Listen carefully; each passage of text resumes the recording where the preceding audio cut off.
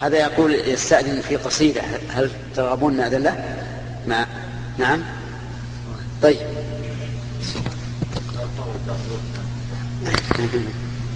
بسم الله الرحمن الرحيم، الحمد لله والصلاة والسلام على رسول الله.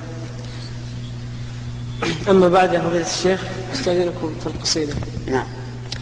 يا أمتي إن هذا الليل يعقبه فجر وأنواره في الأرض تنتشر، والخير مرتقب والفتح منتظر، والحق رغم جهود الشر منتصر، وبصحوة بارك الباري مسيرتها نقية ما بها شوب ولا كدر، ما دام فينا ابن صالح شيخ صحوتنا بمثله يرتجى التأييد والظفر.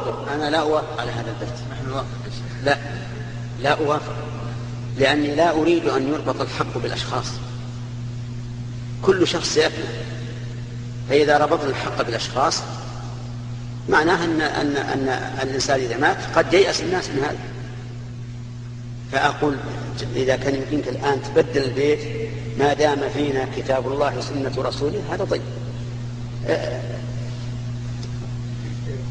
ما دام فينا كتاب الله سنة رسوله. نعم. ابن العثيمين. لا هذا لا تجيها.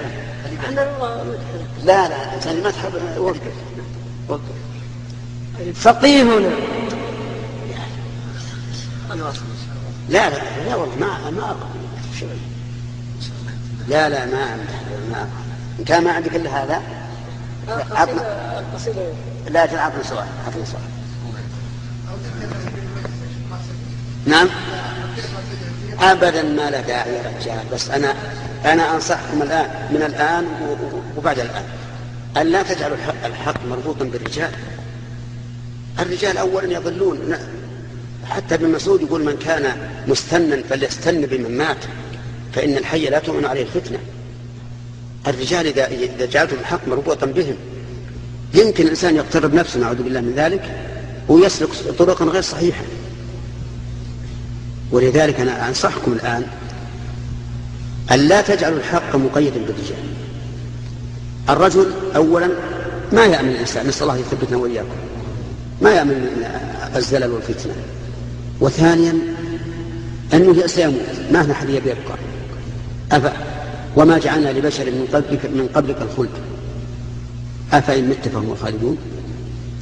وثالثا إن بني آدم بشر، ربما يغتر إذا رأى الناس يعني يبجلونه ويكرمونه ويلتفون حوله، ربما يغتر ويظن أنه معصوم ويدعي نفس العصمة وأن كل شيء يفعله فهو حق وكل طريق يسلكه فهو مشروع، فيحصل بذلك الهلاك. ولهذا امتدح رجل عند النبي عليه الصلاة والسلام فقال له ويحك قطعت عنق صاحبك، وقال ظهر صاحبك. وأنا أشكر الأخ مقدما وإن لم أسمع ما يقوله في على ما يبديه من الشعور نحوي، وأسأل الله أن يجعلني عند حسن ظنها وأكثر، ولكن ما أحب.